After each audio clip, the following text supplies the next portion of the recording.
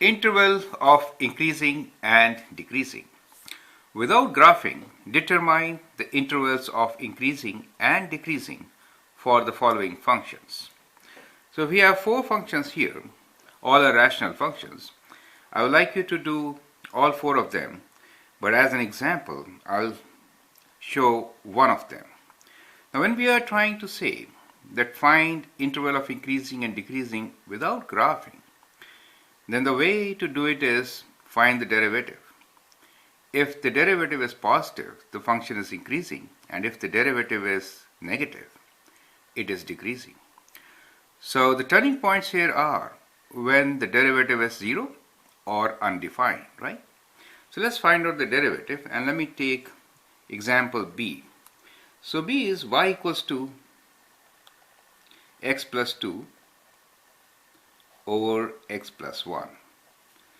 Now the derivative of this y dash is equals to, we'll apply the quotient rule. So in the denominator we get x plus 1 whole square. Numerator, derivative of x plus 2 is 1 times x plus 1. So we're left with just x plus 1 here, minus derivative of denominator, which is 1 times x plus 2. And that gives us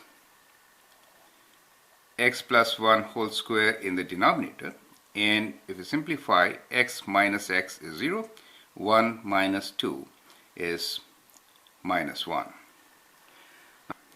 So what you notice here is that this derivative will always be negative. Why? See, denominator is square, x plus 1 whole square. So for all values of x, denominator is going to be positive and numerator is minus 1. So net result is it is negative all throughout except for the discontinuity. Now this function is discontinuous at x equals to minus 1. So x cannot be minus 1, right? So for this particular function, the interval of increasing is not at all there, since the function is always decreasing, that negative, right? So you write your interval as interval of decreasing, since it is negative, from minus infinity to minus 1. You cannot include minus 1 since minus 1 is not in the domain of the function.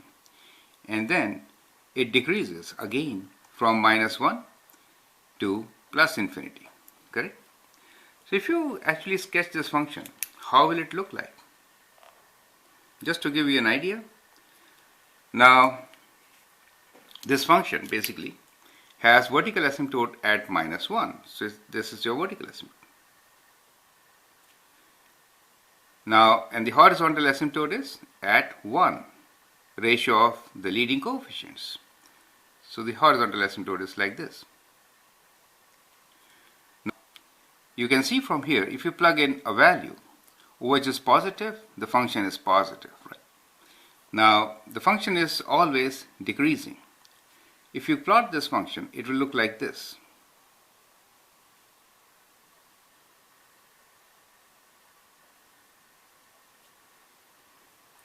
As you can see from here, it decreases from minus infinity to minus 1.